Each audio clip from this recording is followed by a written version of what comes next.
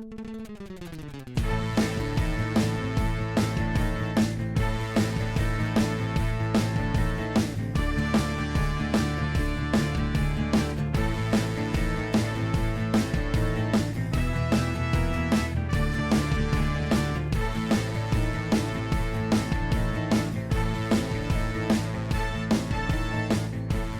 to episode 186 of the Campus Comics Cast, and since June is apparently Swimsuit Variant Month, be on the lookout for the Campus Comics Cast Swimsuit variants in this month's next phase.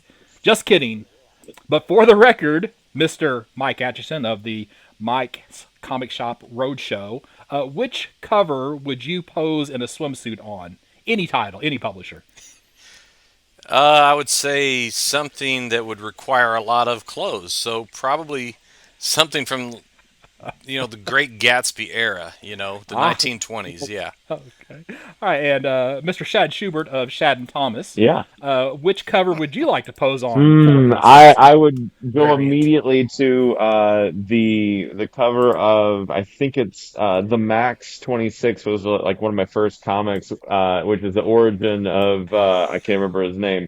But he's got a bag over his head, and that would probably be the best suited for me in the swimsuit edition. Is something with a bag over my head. Well, this is me, Scott Reed, and for the record, my variant would be a blank variant. Nice. Ka-chunk. and in this episode, we are going to be talking about the Next Phase catalog from Lunar, along with what's available on Pullbox from Diamond. So, do you guys have anything you want to talk about before we jump into the catalog? No, but I'm now reconsidering that an Invisible Kid miniseries would be a good comic to pose in. I was just glad neither of you stole my thunder, because I've been holding on to that punchline all day So. We're not quick enough on the take to steal anyone's thunder. That's right. At least I'm speaking for myself. Sorry, No. Shad. You might be able to do it. You but can not lump me me in there for sure. It's like 3 hours after we record, I think of something clever to say. Jerk snore. Yeah. All right, well, I don't have anything in the catalog until page 33, so I've got a little bit. So you guys have the floor for a while. Oh my goodness. Well, I hate to bust your bubble. I'm not till 33 either, so. Okay. Okay, Mike, it's all you. Well, Take us away. so this is where the pages, I didn't write page numbers down, but I think my first, AWA is the first publisher in the pre-orders catalog. So if I were to pull anything from AWA, it would be Devil's Highway, the trade paperback. And as I furiously search for that now, I don't know if this is a collection of a previous series, but it's on page 12, by the way. Yes, thank you. Again, I didn't write down any of the page numbers, but I liked the art probably more than anything, and the premise didn't sound bad. And like I said, I don't know if it's something that was already, out in a different format, but I liked it very much. It included Benjamin Percy as the writer. He's got some pretty good credits, and Ben Schoonover. I don't know. Schoonover. Why? Isn't that what I said? No. Bill Schnauzer. Okay, Brent Schoonover. I don't know him. He was on Batman 66, it says, though. So I guess must be good because I like the art. I remember reading at least the first issue of Devil's Highway and enjoying it quite a bit. So yeah, you're not wrong by pointing that one out. Okay. Well, that's a bit vindicating because, again, I just straight from the hip that one. And I do have something in Distillery. Is that before DC? No. No. Okay. That's after DC. Okay. All right, well, Shad, you and I have the same page, so I'm going to let you Well, take I'll just start it, and you can fill in the blanks. So this is Billy 99 from Clover Press. and they are doing a collected edition of one of Tim Sale's earliest works. And it says that it's back in print and in full color for the first time. And I don't know anything about this book at all whatsoever, but I was definitely a big Tim Sale fan from his DC work and his Marvel work. So this would definitely be Hmm. something I'd be interested in picking up, whether it be this version, this hardcover, really nice version, or if they come out with a trade or digital or something. But I definitely am interested in picking out more Tim Sale artwork. Yes. I have never heard of this book, and that's the reason why I had it down was to see if either of you had heard of this book before, Billy 99. So, have either of you ever seen this No, before? No. Okay. It sounds to me like it has a little bit of a V for Vendetta I could see that. flair to the Hmm. story. It's kind of like a little bit of, a little political, just this time in the United States instead of in the UK. But just the fact that it's Tim Sale on something I'd never seen before, that just was an immediately, yeah, I've definitely got to Yeah, look into and this. nominated for three Eisners, evidently. Yeah, and I wonder how. Let's see, I wonder how old this is. It doesn't come out until September, so this is an advanced Hmm. solicit. But I don't see when it was originally Yeah, it doesn't say released. it was set in '99, but I don't know So if that was present day when it came out or what. yeah, it's hard to say. And I remember the day when I just wondered what it would be like in 1999 because of the Prince song when we partied. 91 is when it came out. Dark Horse originally published it in 91. Oh wow, so that's 33 years old if math Yeah, hasn't failed me. So okay, that's all I have before DC. same. So Yep, I'm at DC as all well. all right, so my first thing in DC is not until page I got 45. 51. Ooh, So oh I'm at wow, okay. I'm at 40. I'm going to go ahead and bring up Absolute Power 2, and this is just the continuation of the quote unquote blockbuster event by Mark Waid and Dan Mora. And the big mystery is they're posing to the reader is who has joined the Trinity of Evil. It's again, this is a you events can be sort of dime a dozen, but if Wade's involved, he's almost sure to be bringing in some obscure characters in the overall plot, and you can kind of see that even on the next page in one of the miniseries that are attached to it, the Absolute Power Task Force 7, number 4, and it's Nightwing's. He's got some characters, some that haven't been seen in a while, like the Ray, and a couple other ones that I have no idea who they are. And yeah, so I I'm more excited about this Absolute Power than I was even last month. Were you excited about it last month? No, I Oh, mean okay. not particularly. So No, I mean yeah, like we say all the time, everything's relative. So Took that's it right. from a Yeah, 0 to a I 2. So, I mean, that is. yeah, so that's that's a net increase. Yeah. right. Well, on page 45, and by the way, on 44, there's where you can pick up the swimsuit variant cover for Superman number 17, Oh, yeah. Are there any which none of us are going to beach be able to. volleyball variants that you saw? I did not look. I didn't really pay any attention to the swimsuit variants. So I think they are. I think there's one page later where it Oh, shows okay. us all of them. So maybe I'll take a closer look there since you reminded me that I'm maybe collecting those. So, Maybe. but Uh, on page but on page 45, we have Wonder Woman number 12, which I thought this was going to be a 12 issue series. So the first thing that I thought was, how is this an absolute power tie-in whenever this is the last issue of that series? And then I go and read the information about the series, and it's not the final issue. So it's like, this is an ongoing from Tom King. Again, I thought it was a 12 issue series. So apparently I assume too often, and we all know what happens when you assume. what happened, So, Scott? well, it's a, yeah, if I have to explain it to you, Mike, it's not, you've missed the joke. So. It's only fun to hear you trying to decide whether to say it. Right. But am I the only person who thought this was a 12 issue series? I knew it was an ongoing. I mean, it Okay. All continued right. with it was promoted to be continuing from the main run. So now, however long Tom King stayed Right. on it, I didn't know. Right. Right. Okay. I just thought it was so. Let me spin back a bit Okay. to it's issue 5 of that Absolute Power Task Force 7. It's number 5, and it has Barry Allen being chased down by a speedster character called Velocity, who has stolen the powers of the rest of the speedsters in the DC universe.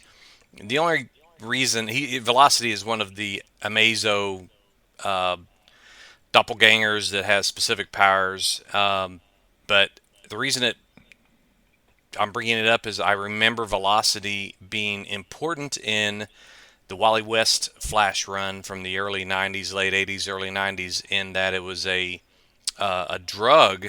Velocity 9 is what powered some of the speedsters back in that Mike Barron written run.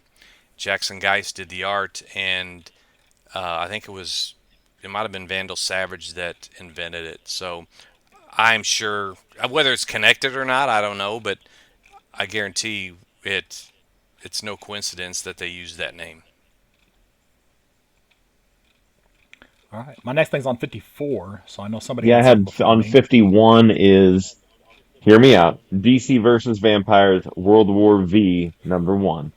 I only bring this up because I think about it every time I see it. It's written by Matthew Rosenberg, who writes What's the Furthest Place from Here, which is one of my potentially favorite series of all time. And like it's right up there, right below like The Sandman. And I have never written. I've never written DC versus Vampires either, but I've never read DC versus Vampires. And have you guys ever Hmm. dabbled in it at all? Have you played in that world at all? Okay. I have not. Okay. No. I'm just wondering if it's time to actually, for me, not probably going to start with World War V, but maybe from the beginning and actually give it a fair shot, because I kind of stayed away from it as like a, ugh. But now it's taken under the Elseworlds label. It's got one of my favorite writers out there, and I'm just like, why haven't I at least given it a potential shot? So I think it might be time. Didn't Tynion do the first DC versus He Vampires? So isn't this Rosenberg's first run on Rosenberg's been on this? it for a while, but you might be right that Tynion Oh, okay. had maybe initiated the whole DC versus vampires thing. But this is probably like the fifth or sixth miniseries that they've had off of this, and I think Rosenberg's written at least probably three of them. Uh, Oh, okay. I hadn't paid that close of attention to realize there were yeah, that many of they just them. keep So, popping up like little 5 or 6 issue miniseries. It seems like. Uh, like a yes, bad penny. exactly. You are correct that James Tynan did write DC versus Vampires, at least issue 4. I haven't gone any farther, but I'm sure he did the whole Yeah. series. Okay, so you're trying to correct me on my pronunciation of Tynion? Only because I know from researching it. You're Okay. not the only person. About 90% of the world out there Do, pronounces it either Tinian or Tynian, but it's well, Tynan. ask what's his web? You know what his website Tiny is? Onion. No. It Uh-huh. Tiny Onion. So Okay. I'm pretty sure it's Tynion. Well, you can So logic the heck out of yeah. it, but I have evidence. So Oh, I have okay. a And what's your video where evidence? he's being interviewed and being asked, "Hey, how do we Oh, pronounce your okay. name?" Okay. All right. But you make a good point with the tiny onion because Yeah. I mean, that's to me kind of sealed it for me. So, of course, George Lucas still says it's the planet Hoth. Ah, So that's and okay, real quick diversion. Is it Raz oh Al Ghul gosh. or Raish Al Ghul?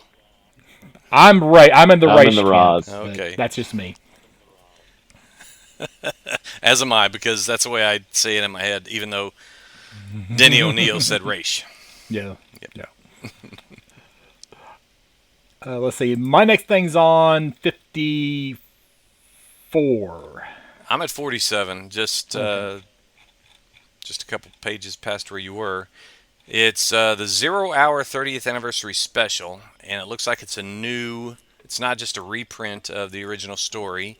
It's a new story that picks up where it left off and somehow, uh, I don't know, builds off of where they left off. And I really like it because mostly because of the Dan Jurgens art. He's got some really diverse set of characters on the front on the cover here. You've got Hal Jordan as Parallax. You got Kyle Rayner, Green Lantern. You've got the Fatal Five, and I can't remember for the life of me where they fit into 0 Hour. You've got Connor Hawk, Green Arrow. You've got the Ray. You've got Jack Knight, Starman, among others. So, yeah, color me intrigued, and I'll probably pick it up for that. I'm still at 54. I assume somebody's going to talk about 49. I don't have 49 on mine. Yeah, I was. And their initials are Mike Atchison. I didn't know if Shad might too, but so our Tom King fandom never ends. At least mine doesn't. Jenny Sparks #1, and it's written by Tom King and has art and cover by Jeff Spokes. And I don't know, I've never read a single thing of Wildstorm other than the Captain Atom, whenever he got blasted into the Wildstorm universe probably 20 years ago. And there was a 12-issue series involving that. But not probably too coincidentally, he's also a main focus of this story, or at least the beginning arc, that Captain Atom has gone rogue, and Jenny Sparks is leading the effort to pull him in or rein him in. So, do you either one know anything about Jenny Sparks? No, I never even heard of the character. Not a thing. Yeah, I get confused about the Authority and Planetary. I don't even know what's what. I know people like Manchester Black, and I know these random ones that have kind of. When I saw this cover, I thought she was from Justice League Elite. I didn't even read Wildstorm on the page. I was just kind of scrolling past. Oh, yeah. So, okay. Yeah. Yeah. So I don't know. I'm afraid to read it because I really want to read a lot of that stuff that led up to it, which is a lot. I don't know if I can get that done, but you got to get to it by August 21st. Looks like the art's good too. And is that when it comes out? Okay. Deal. Okay. All right, I'm still. The only other thing I've got is 72, so I'm good. Yeah, I'm good. Okay, well, on page 54. Okay, so we have Batman Gotham by Gaslight, the Kryptonian Age #3. Once again, I'm showing that I don't apparently pay very good attention as I am going through these catalogs, because I thought these were all going to be one-shots. But this is actually issue 3 of 6 for that Gotham by Gaslight series. So here I thought I was going to be able to read all that in a one-shot, and that is not going to be the case. I thought the same thing.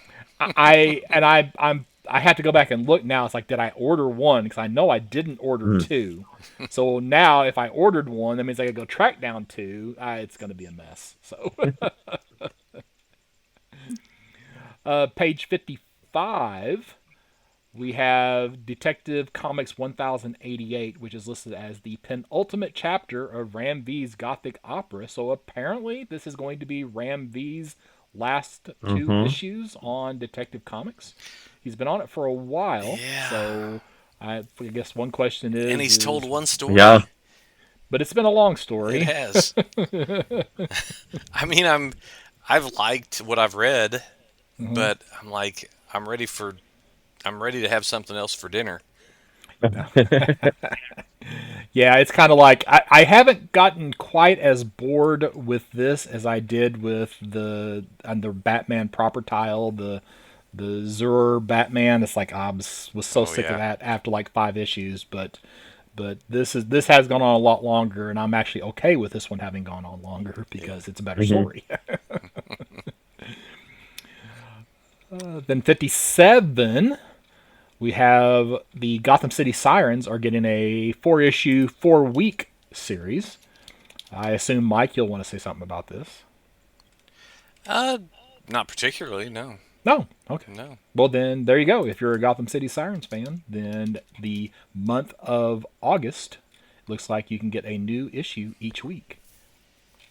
Yeah, I haven't been following any of those, I just haven't. I mean, the Birds of Prey, I read the first 2 or 3 issues, and I'm behind terribly. So anything leading up to this is lost on me right now.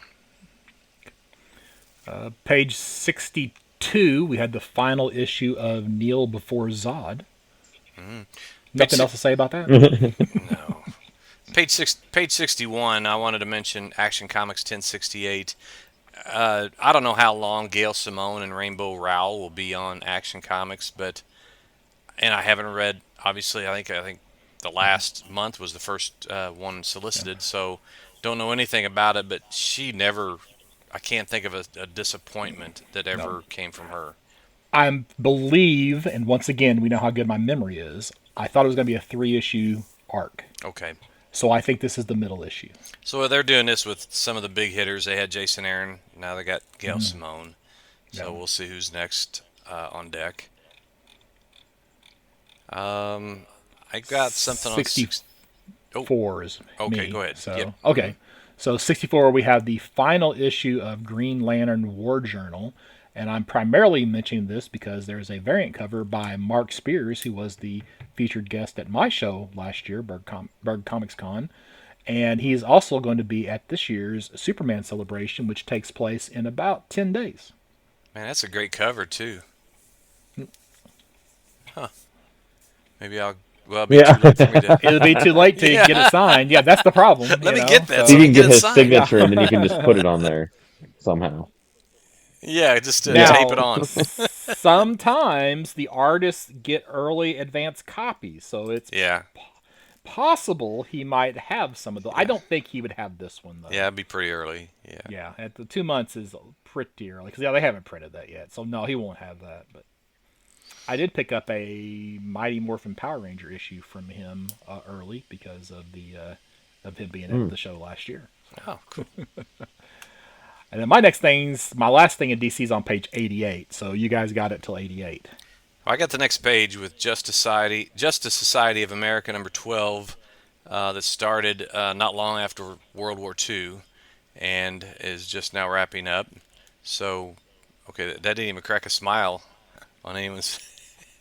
My point is, it took a long time for them to. It took about 2 years to get this 12-issue series wow. put out, written by Jeff Johns and Todd Knock. Yeah. I apologize, Mike. I was looking at this as also the final issue. So another final issue from DC this month. So I was distracted. That's why they have laugh tracks. Maybe we can insert a laugh track. Insert a laugh track. Okay. Anyway, my point is, and I'm not trying to be, a jerk. I'm just saying it's pretty typical anymore for Jeff Johns is one of my favorite writers of all time. Todd Knock. I mean, he hasn't done most of these issues. I think it's mostly been Mikhail Hanine, but man, these things take forever to come out. I've pretty much stopped at a certain point and thought, okay, I'm just going to stop and then reread them all in one fell Right. swoop because I love the Justice Society. I just feel like this. I cannot maintain I just can't keep up the memory going issue to issue than when they're 2 months apart. Page 68, we have all of these swimsuit variant covers. There's the Mike Atchison Speedo Batman cover. Oh, wait, that's Bruce Wayne. My mistake.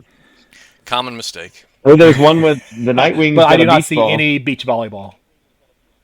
Oh, It's not okay. the same thing. Okay. That's It's not. good to That's know not where a we're volleyball. drawing the line. Gotcha. Yes, that is not a volleyball. So yeah, that is definitely not one that I will be picking up. So. I need to zoom in on this, but what's the look on Alfred's face? He's like a bit embarrassed to be there, isn't he? Well, he's got the stopwatch, so apparently he's just going to be timing Yeah. the laps or At the something Bat like Sauna that. and the Bat Gym. Yeah. Back on 66, there is a second issue of From the DC Vault, Death of the Family, Robin Lives, ! So this appears that they're just doing a whole separate timeline in an ongoing until they decide that it's not an ongoing, I guess. Right. Interesting. Yeah. Be worth checking out. Mm-hmm. Is J.M. DeMatteis even actively writing things now? So are they still just using his original I don't know. scripts? That That'd be wild if he had I've written that caught much. myself. I mean, he is still active enough. I think he could Okay. probably write a couple issues here and there. But he's kind of like Marv Wolfman. They'll tap into the name recognition Mm. maybe, but Hmm. that's my guess. I don't know. Okay. Page 72. Anyone? Go for it. Okay, we have. This is the reason I will buy these. The reason I will buy these. Let me get the semantics right here. Is so they will keep making them. So it's kind of like a self-fulfilling prophecy. If I keep buying them, maybe they'll keep making them, so I can keep buying more. But it's If you buy it, they will print. yes, it's the Superman versus Muhammad Ali Treasury facsimile, and it's. I mean, anybody that's ever bought or sold treasuries or comics in general knows that this can, if it's in decent condition, it's pretty rare and can go for pretty big money. But I've got two copies. One is totally destroyed. One is decent, but I think this is one that I want to have in pristine shape. One of my favorite parts about this, it's yeah, on the inside it's a Neil Adams drawn story. It's typical 70s fare, but the fun part is picking out all of the celebrities that are on the cover, which Yeah. there are a bunch of them, and there's a little guide on the inside that will tell you who they are. Yes. And of course, I assume you know the story about if you look at the bottom of the issue and you find Jimmy Carter in the lower right hand corner, right? And go left, one, two, three. Who is that? Is that Lex Luthor? That is Lex Luthor. Yeah. Who was it supposed to be? Oh, I I don't forgot. know. It was supposed to be Telly Savalas Kojak. And they But they couldn't get the couldn't get likeness permission, rights. so they had to remove the lollipop from his fingers, and it was just Lex Luthor. So now it just looks like he's chewing on his Mhm. fingernails. There you go. Yeah. Yeah, there's a lot of 70s celebrities that are in this. It's even got Jeanette Kahn, I believe, the president of DC at the time. Oh, But okay. it's kind of neat to look at the legend and Hmm. figure out who's who. Yeah. I'm Uh, still on 88. I'm done on DC. Oh, okay. okay, I'm down in the facsimiles, so Okay, that's you. Keep going. okay. So Police the next Comics one number is one. House of Secrets number 92. Shad, can you tell us what that is, House please? of Secrets 92. Yes, sir. Oh, This it's is the first just, appearance of Swamp old Thing, school, according new Yeah. to the school. notes. There you go. You didn't have to give that up. You could have been Oh, very. You could have convinced the audience that you knew all along. I've got this. It's decent. I think it's like a 6, but I think I want a facsimile of it as well, something really pristine. And now probably we'll get the Police Comics number 1, which was the first appearance of Plastic Man by mm. Jack Cole. From back in the 1940s. It's also What's got. crazy about the House of Secrets is they've already done a facsimile of that. Well, they probably did the Millennium Edition, or They they did a did a fax. facsimile. Really? Oh, Yeah. I I guess better. this time they want to cash in on the foil variant, is what they're Oh, doing. yeah. So, Oh, I may have it. I better look in on my yeah. CLZ to make sure I don't have it already. Or you know what? They may be only releasing the foil and the. No, okay. There's a foil variant, a blank variant, and the regular cover. So okay, Oh, okay. yeah. No, I don't get every facsimile, but I get certain ones, like the Police Comics number 1. I mean, that'd be great. I mean, it's Plastic Man is one of the longest-lasting comic book heroes ever. But you also have some more obscure ones like the Human Bomb, who was a member of the Freedom Fighters later. Phantom Lady. Also a member, and Phantom Lady was also the subject of one of the evidence number whatever in the Frederick Wortham trials in front of the Senate because of the good girl art that she was portrayed in. And then there was a character called the Mouthpiece, and I had never heard of that one before. So, but I know some people that could have been called that. Yeah. On the very next page, I told you guys I got more this time than normal. Is the Aquaman by Peter David Omnibus, and if I were to pick any era of Aquaman that I just really dug, it wasn't just nostalgia. It wasn't just okay. He was a member of the Super Friends. It was good stories, good art. You had Jim Calafiore. You had Marty Egeland. Um, it it was just really good. It collects the first 50 issues of Aquaman plus the preceding miniseries called Time and Tide and a few other little spin-offs. But it's got me considering that that $150 price. But we'll see. The last thing I have is the DC. No, have we passed up where you were at, Scott? Nope, I'm on 88. 88. I probably are getting ready to talk about the exact same thing. I'll Oh, let you take it though. oh no, you can please. I've No, been that's talking. all right. Go right ahead. Okay, so the DC style guide, and I'm also want to bring it up because I'm confused, and I need to ask the producer of the show how to go forward with ordering this.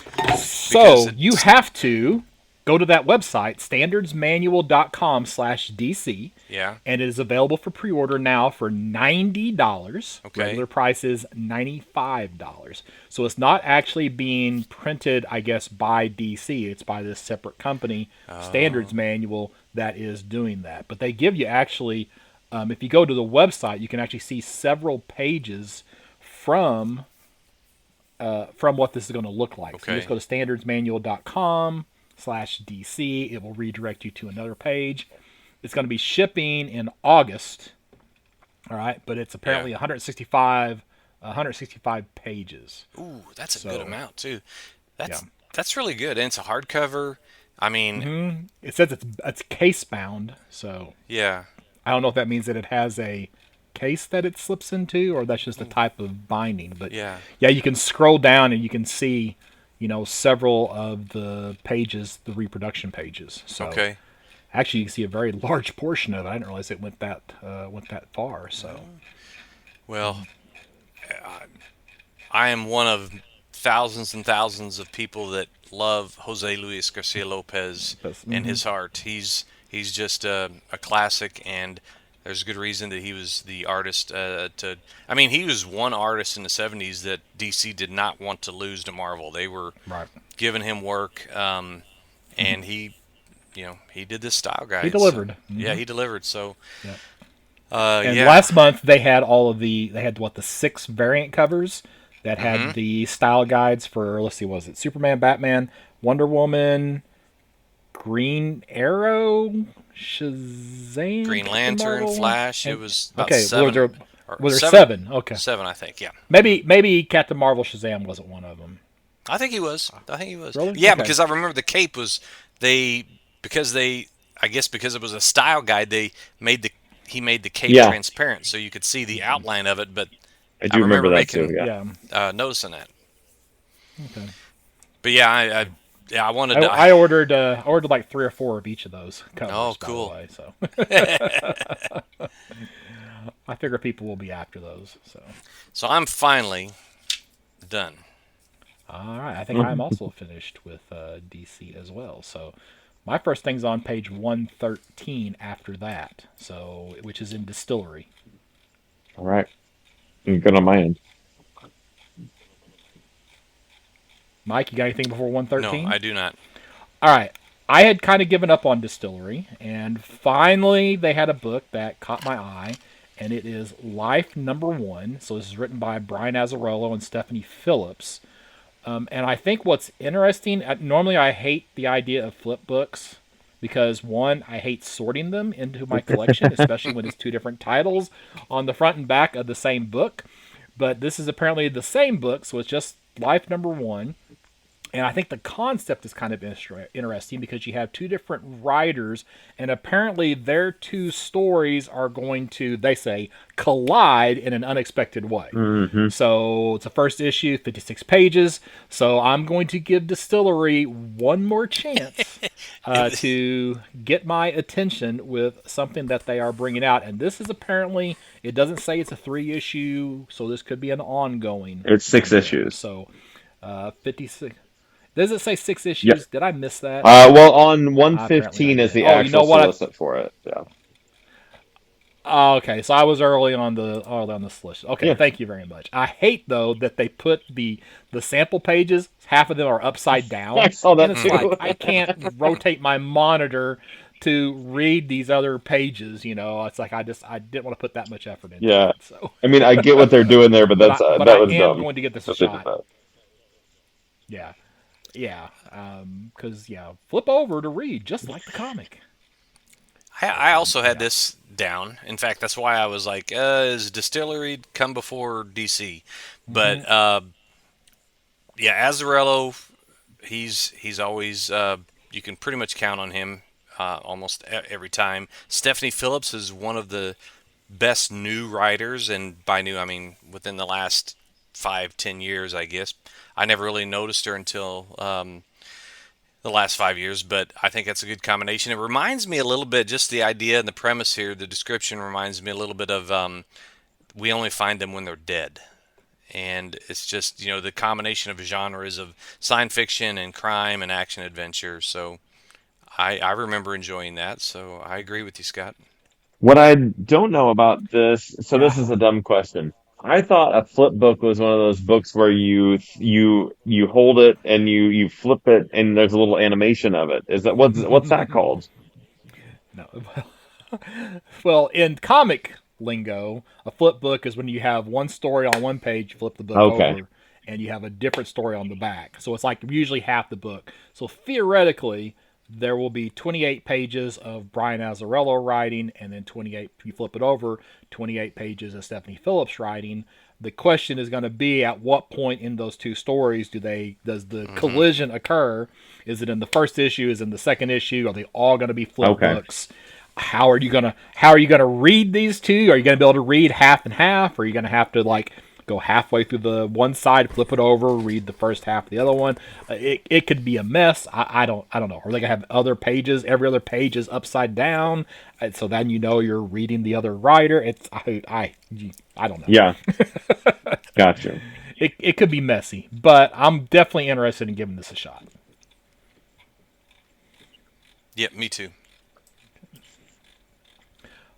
I don't have anything else until Image on page 151, unless nobody else is going to talk about what's on page 123. I was in Image already too, so I don't think 123 is on my radar. Okay, Mike, is 123 on your radar? I'm not really good at. I didn't do the numbers or the page numbers this Okay, all time, right. so I'll, you go ahead. all right, so we have a series from Chip Zdarsky, Time Waits. This is also from Distillery. This is going to be the first of four miniseries from Chip Zdarsky. Now, they play this off as a sci-fi adventure, and just kind of looking at it, it kind of just looks like, and even reading the solicit, I guess the science fiction involves some time travel that happens. But I've gone hot and cold a little bit on Zdarsky, especially after the Mhm. Batman run. So I don't know, maybe he'll kind of get a new spark with this being his creator-owned property. So I'm debating if I'm going to give this a shot or not. But that's Time Waits #1, also from Distillery. You didn't like Public Domain either by him, did you? It's not that I didn't like Public Domain. If I wanted to read about, Kirby slash Ditko versus Stanley, I would have just read an Mm-hmm. actual biography or Mm. something from an alter ego instead of a pseudo homage to that story. Sure. Gotcha. I did not need that comic. Yeah. Right. I am on page 146. Yep. I'm not till 151. Okay, so I apparently this was a series from 10 years ago Hmm. called COWL, COWL, which is the Chicago Organized Workers League, and they represented superheroes. It was a labor union representing superheroes. So I I found that to be an interesting premise, even though it's an old or somewhat old storyline. But this is the I guess, a sequel to the original story called Cal 1964, one of three, by Kyle Higgins, Alex Siegel, and art by Rod Reese, which is that's that's a great artist too. Yeah, I read Cal when it And originally came out, and I loved it. I think I still have it. I may have gotten rid of it recently, but I had the whole run of it. And Kyle Higgins has, of course, recently tied this into the Massive universe, so it's all part of the Radiant Black and all that mm-hmm. good stuff. Uh, yeah, Oh, is it which didn't okay? obviously that didn't exist when Yeah. Cal was coming out 10 years ago. I was just reading it because Kyle Higgins was writing, I think some Batman Beyond thing, and I was like, I really like his writing of Batman Beyond, and he's writing Cal, so let me try this out, and I enjoyed it as well. Uh, but yeah, it was a really interesting take. It read a little dry because it was there was a lot of politics built into it.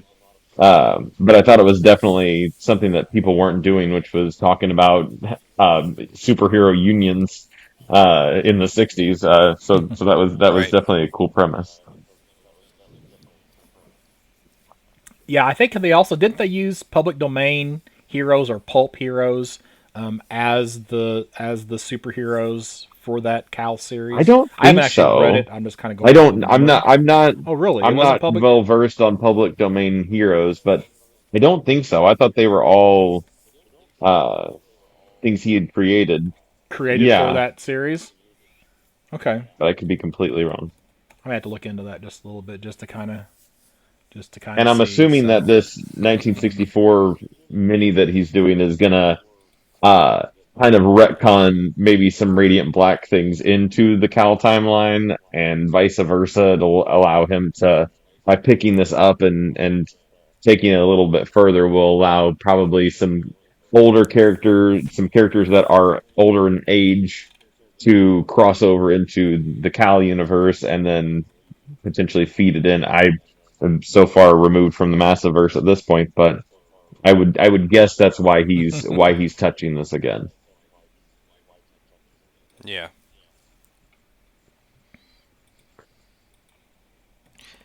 I'm still in Image, but I'm on page I got 160, 170, so you're good. and okay, I've got 151. okay. So on page 151, you have convert. Sorry, I tabbed out and now I gotta tab back to find my file. There it is. So this is I'm going to call it a sci-fi survival fantasy.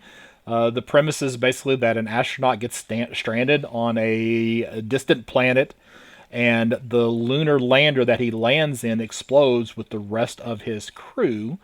And then apparently the crew becomes ghosts that haunt him on this planet that he is now on. So I would say that if this were artwork for a series that I were picking up monthly, I probably wouldn't care too much for it. They do give us several pages, but I think I would be fine with it in a story, again, just a creator owned, or, not trying to, force this artwork into another series. But yeah, the premise, in anything sci fi, I tend to at least try to give it a shot. So. Okay.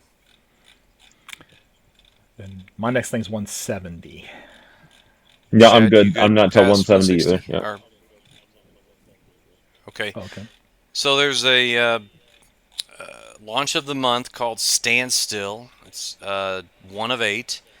And Riker Rule is an enigmatic, lecherous, and clinically insane sociopath who has stolen a top secret device that can freeze time. And the question is, if you could stop time, what wouldn't you do? And it's written by Lee Lowridge and art by Lee Lowridge, and I'm assuming inks by Andrew Robinson, who I remember him from some Starman work. He did some inking on some of those issues. But the promo artwork looks pretty cool, and I like the idea because it's certainly a temptation. If you ended up having the ability to stop time, it's a pretty apt question. What wouldn't you do? And uh, I think it'll be kind of fun to see what little scenarios this runs Hmm. into here. Yeah, I like that artwork a lot. Yeah, yeah, it's really good. Right on the very next page is Universal Monsters Frankenstein #1. Again, shout out to Mike No from Muddy Monster Comics. This is I thought, wasn't this like, isn't there a series of these books that was coming Yeah, out, this or is am the third I one. Hmm. confusing Yeah. it with something else? This is the This is the third one, third one. yeah. Okay. So yeah, this one's I think my favorite of the monsters, Frankenstein. So I might pick it up for that. Yeah, first was Dracula, and Hmm. then Creature Yep. from the Black Lagoon, and then Yes. Frankenstein. Is that right? Okay. Okay. I haven't read any of these yet, but I'm definitely plan to read them in trade at some point. So Yeah. Tynion's Yeah. Dracula was great. Again with good artwork. I really enjoyed that. I haven't read any of the creature stuff. I don't know. I guess issue one, maybe issue two, Creature's out at this point, but I haven't touched that yet.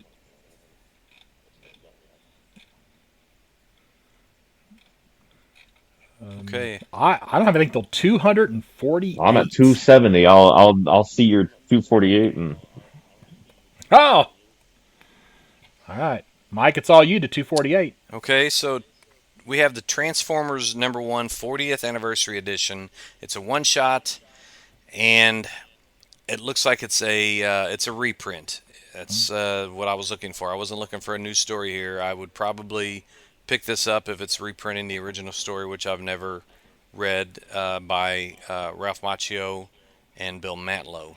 So you guys know more about the Transformers than I do. So if you have any more to add, that's please do. Well, that was the Marvel series. and Ralph Macchio, like the actor, the Karate Kid. No, no, Same not the name, Karate different Kid person. actor. Yeah. Yeah, different Okay. person. Yeah, What are the odds? yeah, not the same. Not the Yeah, I don't know. I mean, how did Image? I mean, because I guess it's a licensed property. That's how. property. Mm-hmm. Yeah. Okay. Hmm. Yep. I That is answered my how. own question in the middle of the question. So, also we have plastic. It's again. I'm just going to keep bringing up this series because I interviewed the author of the original plastic, Doug Wagner, a couple months ago, and his sequel to the original is called Plastic, Death and Dolls, and issue 3 of 5 is out this month, or it's solicited this month. And again, it's a guy that's, let's say he's got some fetishes, and he's also a serial killer. So there you Like have it. it. Right up your alley. Hey, hey, as a form of fiction, yes, okay.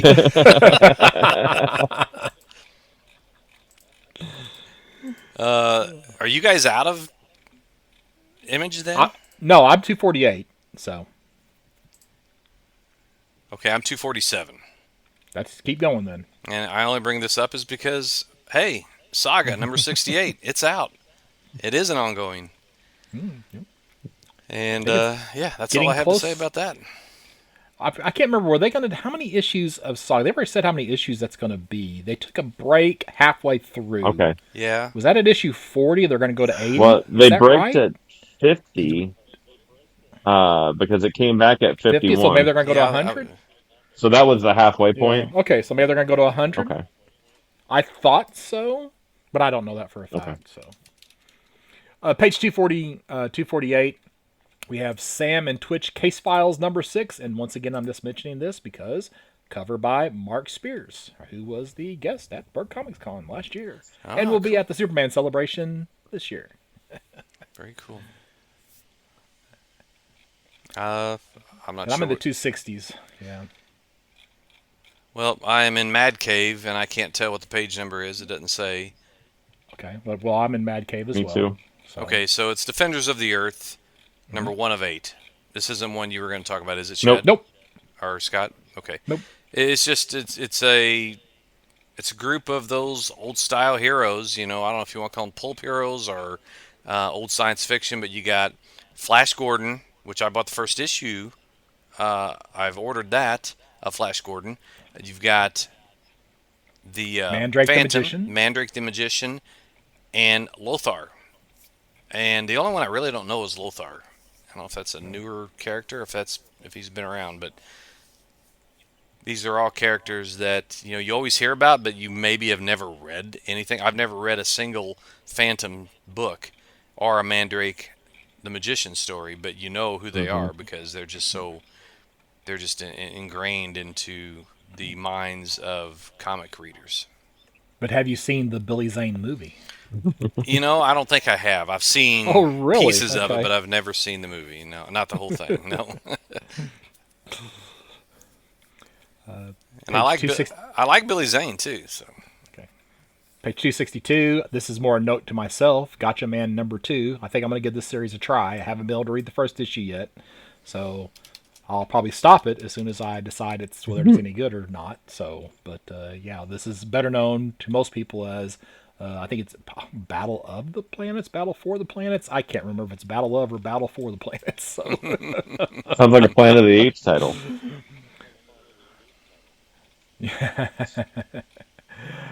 264. Clever title of the month goes to Kosher Mafia. This is a story set in 1936 about the bookkeeper for the Jewish mob. Yeah. So I thought that was kind of an interesting premise.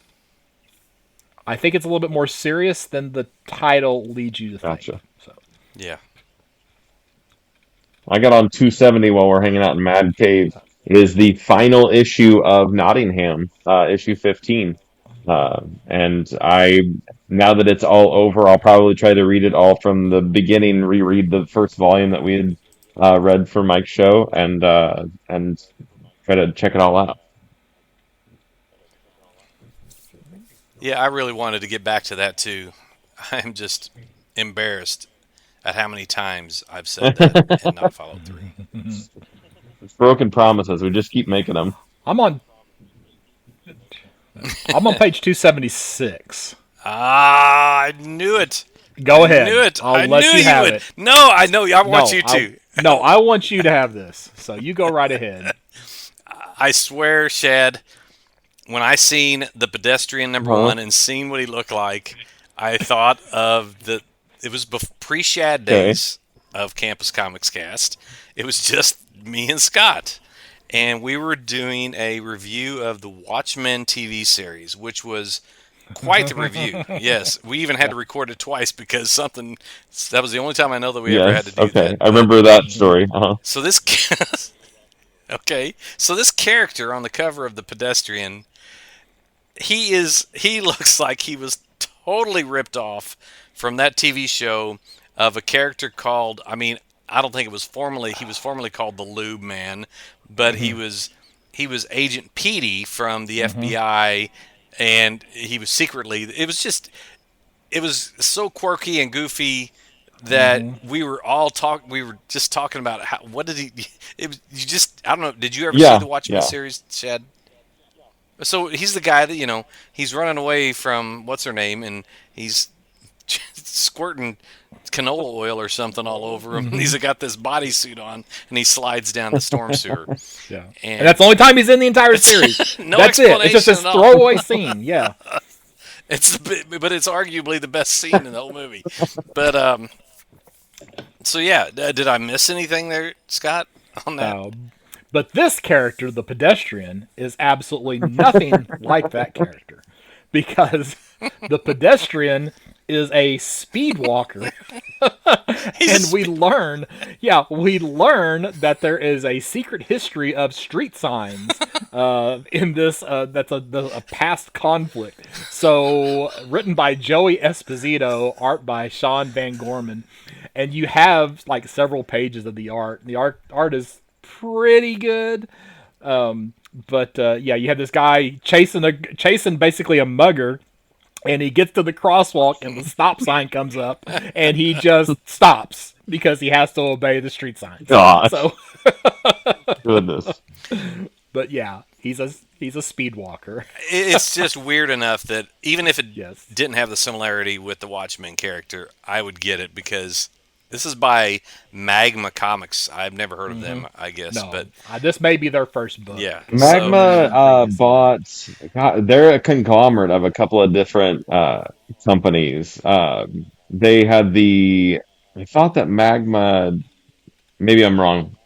oh, they have Scale Trade, that Greaser, and Necromancy, Principles of Yeah, Necromancy. So are there four yeah, they titles got this month? four, Yeah. and Okay. they've been in here before, but I can't remember what it was for. I mean, Principles of Necromancy is already Well, we talked collected. about. Greaser is issue two. I think you. I think you talked about Scale Trade, didn't you, Maybe Scale Trade. The Shad, artwork looks last horrible time? in Scale Trade, but maybe that could be. hmm, So yeah. And hey, they got QR codes if you want to That's see their right. stuff. Yeah, So yeah. my next one's not till 292. I knew you were going to talk about that. I got 287 and All right. 289. And I am But finished in Okay. pre-orders.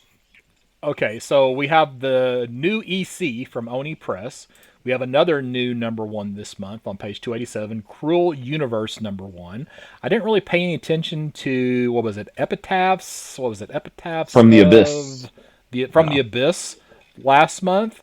But I noticed both of these, both Cruel Universe number one and Epitaphs from the Abyss number two, each have Matt Kent stories in them. So I guess I need to double check and make sure I didn't miss a Matt Kent story in the Hmm. first Okay. issue of Epitaphs from the Abyss. But I will probably grab both of these for those previously mentioned Matt Kent stories. And this, of course, if you aren't familiar, Oni's trying to bring back EC with some newer titles similar to the classic things like Tales from the Crypt. So we've got Cruel Universe and Epitaphs And from I'm the guessing, Abyss. The first new yeah, EC I'm guessing titles. that they didn't get the rights to Tales. Like, why wouldn't you just, if you are now publishing EC, like, why wouldn't you start with one of the biggest titles that they ever had and the most recognizable thing ever? So maybe they don't have the rights to reprint, or not to reprint, but to old titles themselves, but just the EC label. Yeah, it's hard to say. Kind of Tales from the Crypt was used, in some Yeah. movies. Because you had the Crypt Keeper and then, like, so who knows? But I guess maybe they're just wanting to do something new, and then they'll eventually start, Yeah. doing some of the other stuff. But I know they're still reprinting all. Other companies are reprinting all of the Okay. other EC books, I think. So who Yeah. knows? So and yes, 292. Shad, It's go. Sesame Street. Nobody asked for it, but we got it. There's a four-issue comic series titled, it looks like Grover Lends a Hand, is at least what the first issue is called, if not the entire miniseries. I don't know if I've ever seen Sesame Street as a comic book, so this is at least a first for me. We've obviously had the Yeah, Muppets. Yeah, we've obviously had the Muppets. So yeah. So, Written by the so same yeah, guy who wrote The Pedestrian, Joey Esposito. yep. awesome. I just noticed. But yeah, you got Grover and Elmo and Cookie Monster, Big Bird, and the Yes. Count. My favorite, So the if you got Count. some little ones that One. Ha ha they ha. might enjoy this.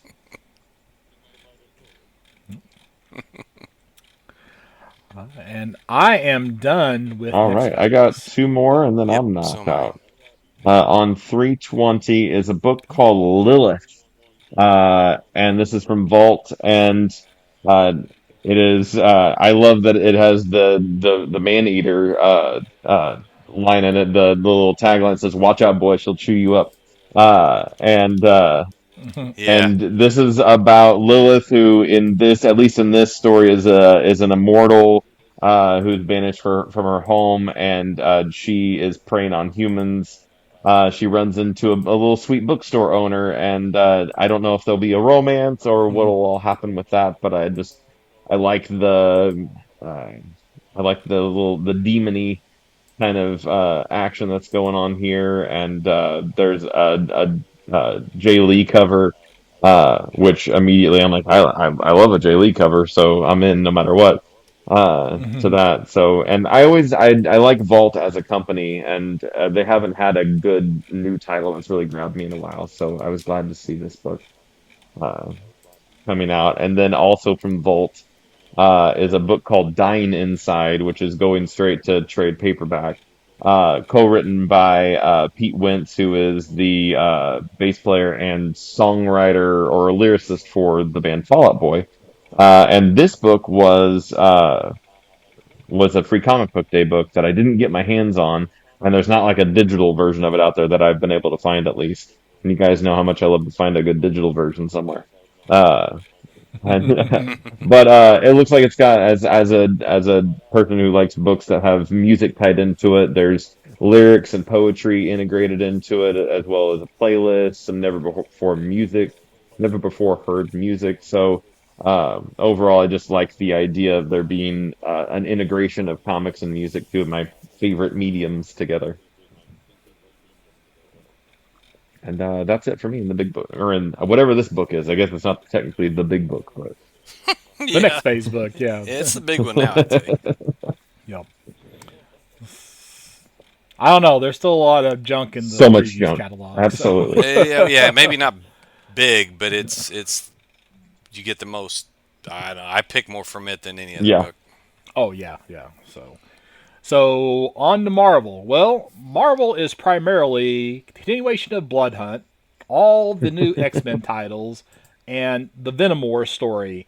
So I only have one thing in Marvel to mention, and I have no idea what page number it's on because I don't have the digital catalog. So I'll let you guys go, and I'll save mine for the end of Marvel because I think it's at the back. Well, I guess no one has the digital catalog I or any found it. kind of I didn't catalog have any because problem with it. I didn't Yeah, really. Really? I Normally, I didn't get get an the email, email. but I was able to find it from my normal source of digital copies of the previews. Ah, Uh okay. that sounds super See, I was just going to the that pull sounds box sketch, site. but it's not. It's actually some comic book or some comic book store that posts all of their like the previews and everything. Catalogs as downloadable PDFs. So it's like it's not as sketchy as I'm making it sound like. Uh, It wasn't from a yeah, you're BitTorrent right. site, Exactly. I right? don't do that anymore. But I'll go first. On page 8 is a book called Wolverine Revenge, #1. This is written by Jonathan Hickman and art by Greg Capullo for a 5-issue miniseries. They are.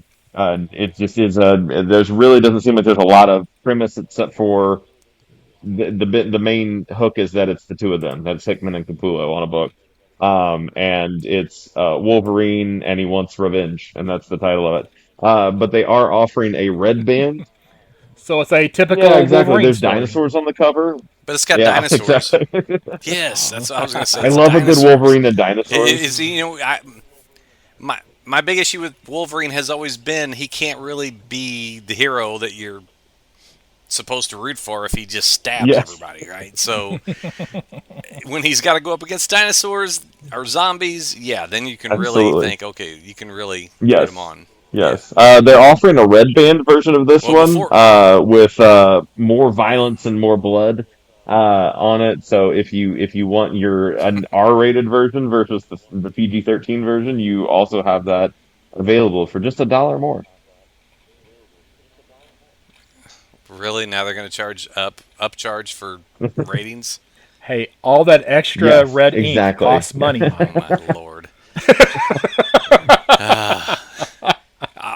They're pulling out all stops on the X-Men with this being the second month of the resurgence, I guess you'd call it, because even before Wolverine, you have the Uncanny Yep. X-Men. Last month we had the X-Men and we had the Phoenix and all that stuff, but this month, Uncanny X-Men is the one got my eye on. It's got Gail Simone on the writing chores and David Marquez on art and cover, which I'm a big Marquez fan. Got a lot of good artists on variants.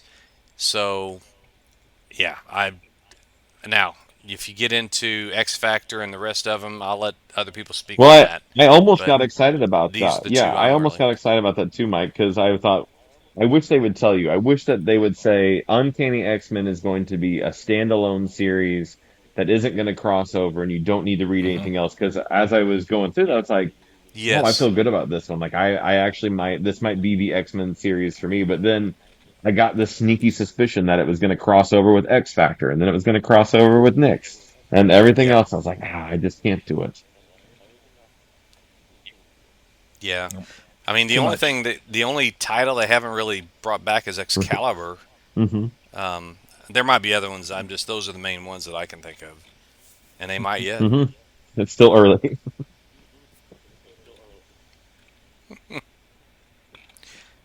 So I don't know how far down it is. There's no page numbers here, but X Men 266 is on my list. It's the first appearance of who, Scott?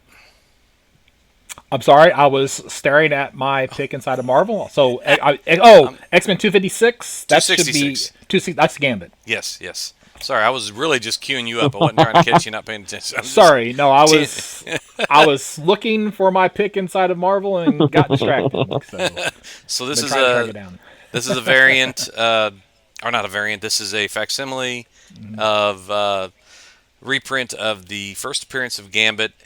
Something I don't have, and I don't know what they go for, but I bet it's more than $4.99, which you get this for. It is more than 4.99. Yeah.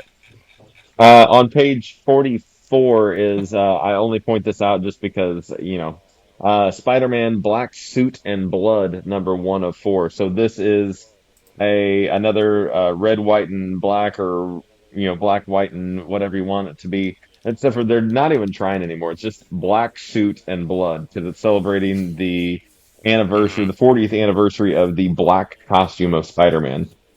So I was just like, all right, maybe we've gone too far at this point, but we are getting a J.M. DeMatteis story in the Craven's Last Hunt era, and we're getting a Dustin Nguyen story as well, and I really dig Dustin Nguyen's art. So in a black and white and red kind of scenario, I bet it would be pretty good because that entire Little Monsters series that he did Hmm. with Jeff Lemire was in black and white and red. Mirror. Shad, how much do you like Dustin Nguyen Um, as like far on a as scale of 1 to 10, like probably a 7.5. I okay, because I've got a bunch of uh, early 2000s Teen Oh Titans yeah, books that he did the art okay. on that I'd be willing to give them to you if you'd like I'd read them to at read them least. Yeah, because he absolutely. did a pretty long run as the artist on that. I think it was with oh shoot, what was the name of the writer? But anyway, it's early 2000s, one of the volumes of Teen Titans, Okay, and he that's where I got to first know him was his work with them. Yep, gotcha. I'll Cool. pull him out. Yeah, I'll definitely read them. And just to point out another, if you have young kids, I love it when they're making comics for kids. Spidey and His Amazing Friends number 1. So the very like Disney Junior Oh yeah. Spider-Man, they're doing a comic of that. It doesn't say miniseries, it doesn't say limited series, so I'm guessing it'll be an ongoing for as long as people are buying it. So I'd love to see some like first time reader kind of books geared towards that. Yeah, I seen that as well.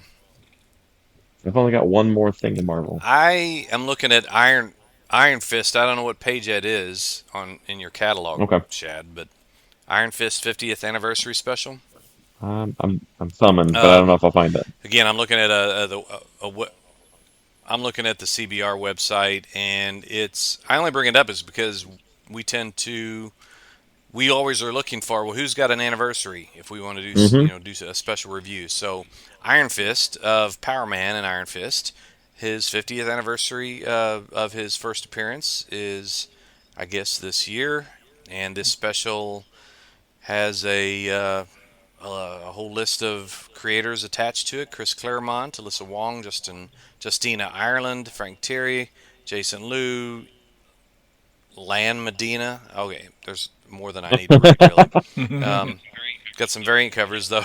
Yeah, as I was reading, I was like, okay, You I just got to keep stop. going and going and But going. yeah. Anyway, I don't know much about Iron Fist except for that TV show that was not that great, and I wouldn't mind learning more Mhm. about him. If you want to read good Iron Fist, Hmm. the Matt Fraction series is the Iron Fist story to read. Okay, So just as an FYI. cool. I always kind of, I mean, you know, with me, it's always like, what's the mirror universe version in DC of a character that Marvel has? And I think of Richard Dragon is Hmm. who I think of. But yeah, okay, so Matt Fraction. Matt Fraction's Iron Fist. There's several volumes, but it's really good. Okay. Is that a tattoo or a decal on his chest? I think it's just a paint. Okay. It's very meticulous. So you have to really No, touch it up a lot. it's tattoo. Okay. Yeah. Actually, it might actually be from when he fought the dragon that gave him the Iron Ooh. Fist. Okay. Yeah, okay, but yeah, That's a story point. yeah. Spoilers, maybe if Maybe. I'm correct. My last thing is what you're waiting for, Oh, Scott, so you should go. okay, all right. So we have the third and final volume of the Micronauts reprints. So this is the original Marvel Years Omnibus Volume 3, couple of different hardcovers. One with a cover by Michael Golden, the other with a cover by Kelly Jones.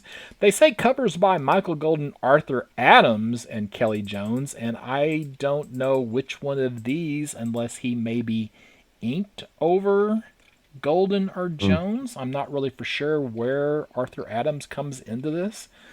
Hmm. But yeah, I keep hoping that when they reprinted these, that they would then stick all those issues up on Marvel Unlimited. They haven't done it yet. So I have a feeling that means I'm not going to get my Yeah. wish there. So, because I would really like to easily read these again. I'm buying the omnibus, and I already own all the issues, but I got to put these on the shelf. So, and I will be getting the Michael Golden cover For the record. for the Let the record. record show. So, I just got through reading a Man Bat story drawn by Michael Golden. he's so good. Oh, he really is. Yeah, Yeah. he's such a tremendous artist. Yeah, one of my all-time favorites. I And got it's because of Micronauts and because of Avengers Annual 10. He So was at Heroes Con. Did you meet him, I don't Chad? think so. I don't know the name. So I don't know if I would have recognized to like go see him or anything. He didn't he do it. was Yeah, he didn't do a ton of DC work, and most of my stuff was DC. I brought a Batman special Okay. that he drew for him to sign. he was at Wizard World that year in St. Louis that Hmm. Stan Lee was there. And I have a Baron Karza sketch from Michael Golden. And I had a friend who was at the Wizard World selling T-shirts, and he was set up, and to his left, the booth was Michael Golden, and to his right, the booth Ah. was Neil Adams. So I walked Oh up to my him and said, goodness! "Do you understand where you are sitting?" And he assured me he did understand Oh wow! where that how prime his spot was. So He never sold as many T-shirts as he did that show. yeah, and that was the only thing I had in Marvel. Now, that's not to say that I'm not reading a lot of Marvel. I'm reading Captain America, I'm reading Daredevil, I'm reading Doctor Strange, I'm reading the Avengers, not super enjoying that. So I am reading quite a bit from Marvel, but there's just not a whole lot of new stuff coming out from Marvel this month. But I thought that you mentioned something about the end, and maybe you were just talking in generic terms. The end of the Marvel catalog. That was no, that's what it usually because I don't have the catalog, so the omnibus are Oh. usually towards Hmm. the end. So that's why I say the end. Oh, okay. It's Well, back with I the did trades have and highlighted hardcovers. Marvel colon the end omnibus Oh, because I wanted to ask you, was that a good?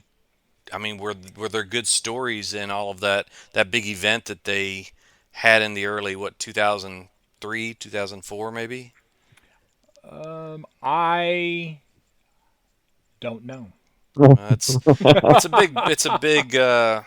Yeah, I mean, it's $125 for a lot of different stories, but for if it wasn't that, almost 1,200 pages. yeah. But I mean, it's all about it's just kind of like outside of continuity tales of the last story of you name the Oh, Marvel okay. character, which Hmm. would be pretty cool. So I just don't know Yeah. if I want to buy them all in one piece or just find them here and there. Yeah, I did not. Let's see. What year did these come out? 2004 maybe. 2004. That may have been when I was my period of being out of comics. Mm. So, Yeah. because I've got back in, about 15 years ago. So I would have been out at this time. So I would Okay. not have been buying Okay. books at this time. So, Yeah. That's all I had too for And the my. only thing last thing I wanted to mention was the Marvel 85th anniversary special.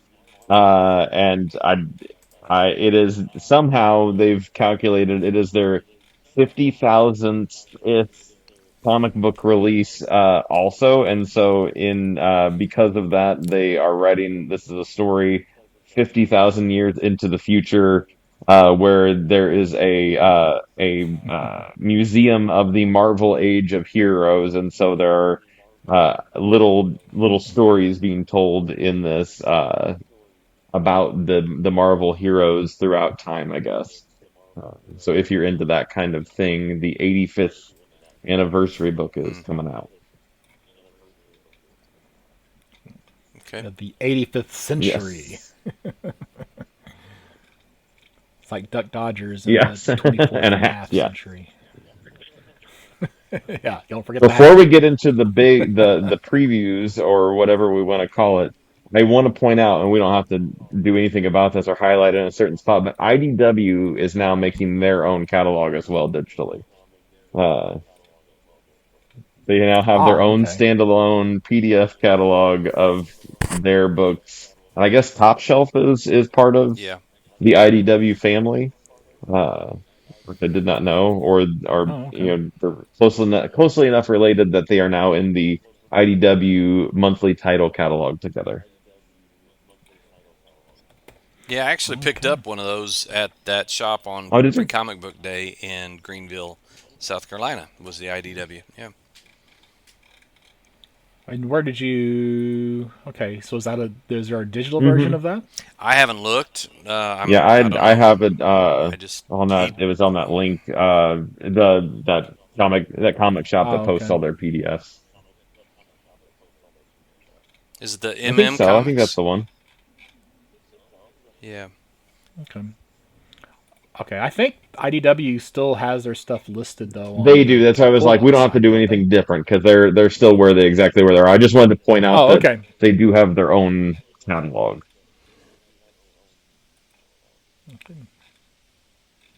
All right. So I guess we're on pull box. First thing is Boom. Anybody got anything from I have Boom? one. I know I was right, from Boom. Uh, the Dark Crystal Archive Edition, last month. I was like, it says one of three, but there's not a third issue, unless they have somehow pulled something out of the archive that never existed. They fixed it. It now says issue two of two this Okay. month, so we can all sleep easier tonight. I've been Okay. wondering about that for 30 days since our last recording. I don't even see that listed. You know what? That is not listed on the pull Oh, box really? site. Unless oh, I mean, I'm on. Hold on, I'm on the wrong page. Wrong Yeah. page. Wrong page. I need to be on the catalog, not on the final orders due. My bad. I, Boom. Oh, that's right. Boom still up at the top. There they are. Okay, now I'm on Mhm. the right page. And they do have a new Garfield miniseries coming out of Boom, so to kind of follow suit with my theme of the month of children's stories that are actually geared towards children. Yeah. I'm just proud of the comic book industry a little Well, bit. you can read that along with Yeah, Farrell. yeah, Yeah. nothing wrong with Wait for that. the crossover. there you go. Farrell meets Garfield. Oh, can you imagine Garfield being put in The, that book? That'd be the great. dark Garfield story. That's right. Oh, that is so good. I'm looking at. I'm in Boom too. Red Before Black. Okay. It's by Stephanie Phillips, who I'd mentioned previously as being a really good writer, and it's kind of spun as a violent, hyperkinetic, women-led crime thriller reminiscent of 2000s era Vertigo. That seems like a lot to absorb, but it seems to me like a modernized version of Cagney Wow. and Lacey is what it seems like to me, and it looks pretty good. I really have a lot of faith in Stephanie Phillips. It's also got Goran Suzuka. Um, I know him from, I believe he did some of the Why the Last Man stories later on in Okay. that run. So, Is that the book that had all the covers were very like Vertigo homage, like look like Dave McKean almost, or am I thinking of something different? it's hard for me to tell because I'm just open when I click on the link, it opens up a new tab, and I just save it Never to mind. talk about. So I have no I'm idea wrong anyways. how to compare. That wasn't even the book. There was another book I think in the catalog that I was like they were just straight up homaging like Vertigo titles and kind of like some of like Dave Oh, McKean okay, layout kind of stuff, and I was like, oh, that's really cool that they did that, but that yeah. was not the. Never mind. We'll allow you to be wrong. I've been Thank you. wrong multiple times I do already this appreciate that. episode, so yeah.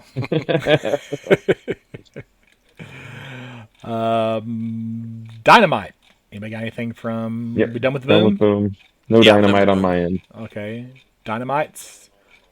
I've Okay, got, I've, Dynamite. yeah. I've got one thing. So we get a new Johnny Quest Oh, series. yes, yes. So written by Joe Casey. I know Joe Casey from that MCMVII series, but he's done some other books as well. Apparently, on Free Comic Book Day, there was also a zero issue to launch the Mm. Johnny Quest story, which I completely missed out on. I got a buddy who's a pretty big Johnny Quest fan. I messaged him, said, "Hey, do you need me to order this for you or wait for the trade?" He said, "Definitely the trade." So, but yeah, Johnny Quest fans, new series from Mhm. Dynamite. And I always, when I listen to a podcast and people, they're talking about, hey, what was your first experience with name the character? A lot of them will say it was a cartoon. It was the Mm-hmm. Spider-Man or Super Friends or whatever. Normally, that's not the case with me, but this is because I mean, Johnny Quest was a staple in our household whenever I was a kid. Me and my brother watched Race Bannon and Haji and all of that group. I mean, it was right there with Speed Racer. All right, anything else from Nope. Dynamite? No. All right, I've only got one thing left. Oh, Well, So we'll just round okay. robin, Sounds I good. guess. yeah. So, Mike, you want to go first? I've got a book and two magazines. So, Shad, do Okay. you have about the same amount Yeah, or? yeah. I've got three or four titles. Yeah. Okay, well then I'll go ahead with the book first. It's the MLJ Companion. I'm sure this has been solicited before. I've bought several of the Tomorrow's published companions, the Quality Companion, the this companion, the that companion, just because I'm thinking, well, in my later years, when I have nothing else to do, I'm going to read reference books about comic books. So I am going to get this because it's got characters like MLJ was the name of the publisher of the Archie comics, and before they became exclusively teen romance and comedy, they had the Shield and the Fly and all kinds of different characters, the Hangman, Mr. Justice, Black Hood, and I'd love to read about this. It'd be very interesting. That was Red Circle came later. Was that when they Yes, right? when Because DC took it over or bought the rights and made it okay, an imprint, I okay, believe. Oh, maybe that was Impact. no, yeah, I Impact. Yeah, Impact was definitely DC. So I yeah. just couldn't remember if they just called it it was just an Archie book, or if there was a Red Circle I think book. it was Red Circle. You're right. That was the Red Circle line. Yeah. Okay. Yep. Well, speaking of Archie, I'm gonna go ahead Hmm. and jump in here with my one. All right, we have, and I don't normally talk about facsimiles, but we have from Archie Comics. This may be their Ah. first Oh, I seen facsimile, that. Yeah. and it is Betty and Me issue number 16. And this is probably best known as one of the innuendo covers. Now, I think that this is a reflection on modern time. I'm sure that this was not the intent of this cover whenever it was released back in whatever year this was. This was a 12th center. But this is again known as an innuendo cover. It's fairly popular and is up there in value because basically on the cover what you have is Archie is pulling Veronica out of the water, and she's saying to Archie, Archie, did you have any trouble rescuing me? Or excuse me, Betty. Sorry, I think I said Veronica. I sure did, Betty. I had to beat off 3 other guys. And now that has a different connotation than probably what it had back in the 1960s. Thus, the popularity of this cover. There's a whole category on Key Collector for Okay. comics like Huh. this. So, so you can, yeah. I'm going. I guess the interesting thing will be is whether or not any more of these innuendo covers get the facsimile treatment after this month. I guess it will Oh depend well, on yeah, how yeah. well this one sells. So, That is the first I've Yeah, ever heard of that, I and did that's not know. hilarious. It's from 1968. It says here. Oh my gosh, that's crazy. I thought you were going to say it was because I thought I see maybe last month it was a facsimile edition of Pep number one, the first appearance oh, of well, maybe there Archie. was. This is the first one. I just ignore facsimiles most of the time. Right, right, yeah, So this is the first one that I ever had Hmm. noticed yeah, from, and it's because of the innuendo cover. So, yeah. Hmm. Wow. I've got out of Dark Horse the Love a Good Team Up. We've got the Masters of the Universe slash Teenage Mutant Ninja Turtles colon Turtles of Grayskull number one. And as you could guess, it is a team up of the Masters of the Universe and Turtles. We've got Krang and Shredder trying to make a deal with Skeletor, and the Turtles got to interfere, and they're teaming up with the Masters of the Universe. He-Man's missing. Who knows what's going to happen? I'm probably not going to pick it up, but I thought it would be funny to mention.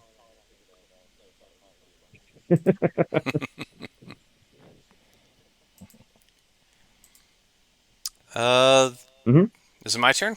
yeah, I only had the one thing Okay. from the rest of the site. So, Okay, so my second to last thing is Alter Ego number 190. It's a Jungle Comics issue. It's got all of those characters from Kazar to Sheena to Rula to Rima, Congo Bill, and to be honest, I don't think I can resist this. I mean, it's not that I necessarily like those stories, but that genre always fascinated me. So I've got a couple of the old. I've got an old Rula from the 1940s, and maybe one Sheena.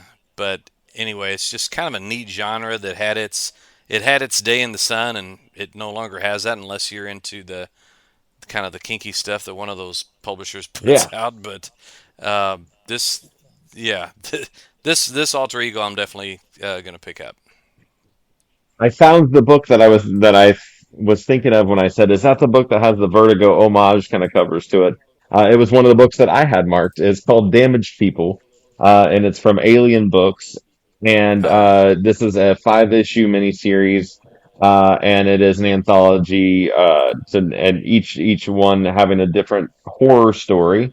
Written and drawn by Damian Connolly, who I know from the You Promised Me Darkness, Follow Me into the Darkness books that he's done.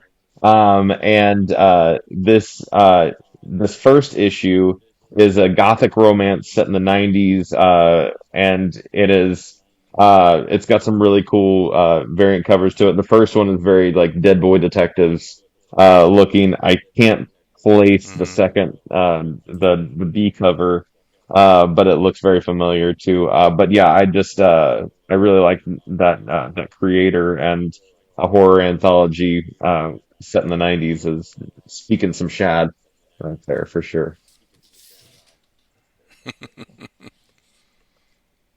And then my last one is Back Issue by Tomorrow's Publishing again, and the genre this time is horror, or at least 70s or Bronze Age horror. You've got the House of Mystery, House of Secrets, Unexpected, some of Marvel's anthologies. You've got anyway. It's just again, it's one of those deals where I didn't necessarily.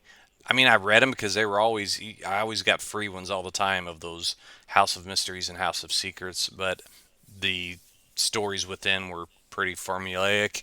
But still, the nostalgia Hmm. of it makes me want to pick it up and check it out.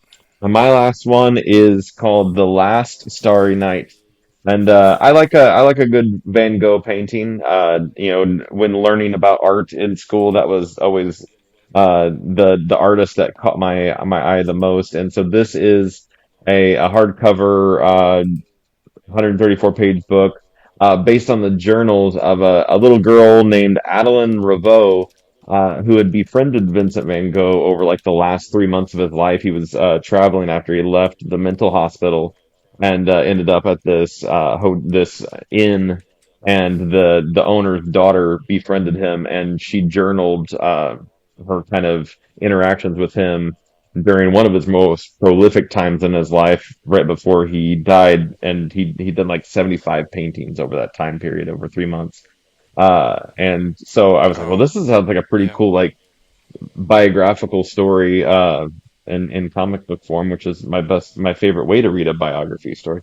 So yeah, I thought that was pretty cool idea. That's it. If you would like to know more about the innuendo covers from Archie on Key Collector, there is a category called inappropriate Archies is the category.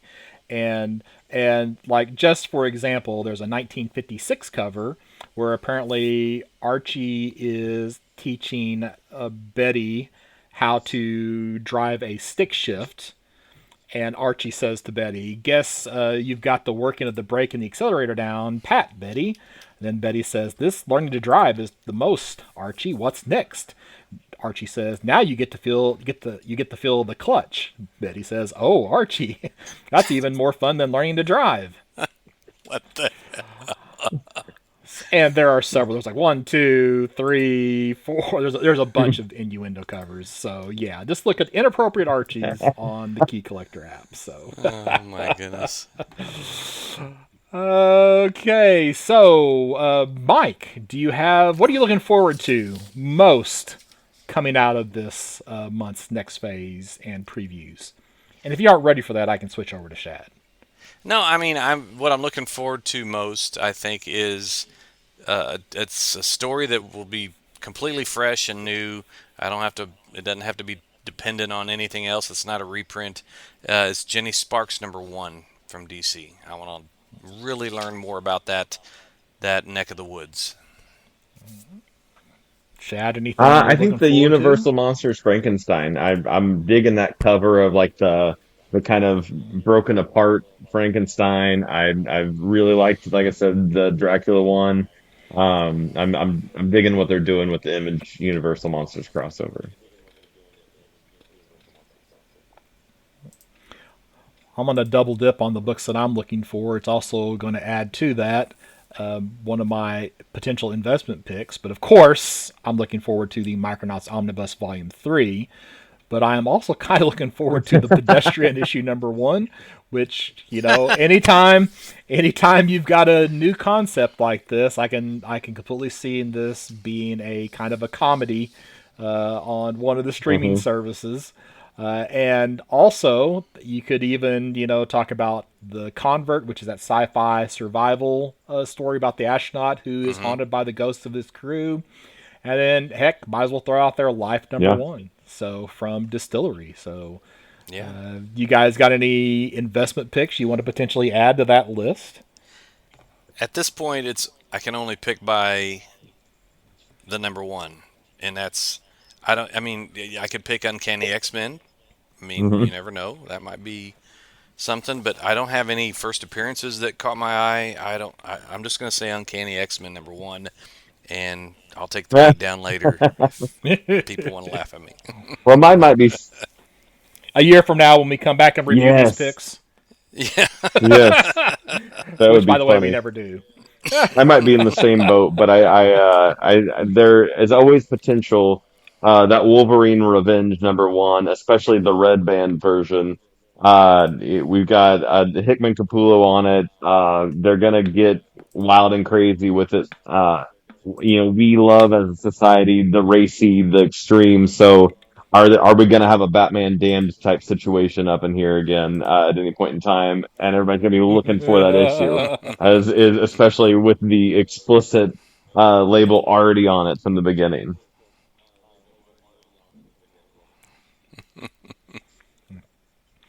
All right, Shad, what do we got coming up in episode number Well, we're gonna 187? do a first five on Deathstroke, as well as covering the Galactus trilogy of Fantastic Four, which is issues 48 through 50. And Mike, if somebody wanted to reach out to you, where could they do that at? It's still at m.atchison90 at gmail.com or Mike Atchison5 on X.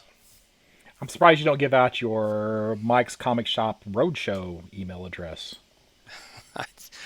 Sometimes I just forget about You that. forget that he's got another show. I have to email myself once in a while. Like when I am looking for someone, if I'm like emailing someone about a potential interview, I copy myself with the roadshow, mostly just to say, hey, this is a real deal. I have my own email address. But no, I kind of forget, and I don't know.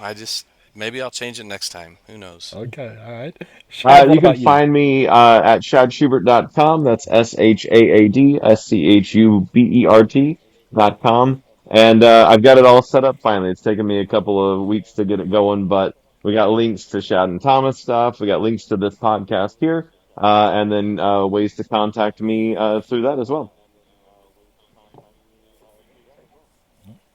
And I'm Scott Reed. You can find me at burgcomics.com, BURG comics.com, with links to my social media and eBay page. And if you happen to be heading to the Superman celebration taking place in Metropolis, Illinois this year, I will be set up there at 715 Market Street, down the street from the Superman statue, set up right next to Thor's gym. So hope to see you there. And of course, you can also email all of us at podcast@bergcomics.com. And we'll be back soon with Fantastic Four and Deathstroke. Shad. I forgot already. First five Deathstroke. Thank you.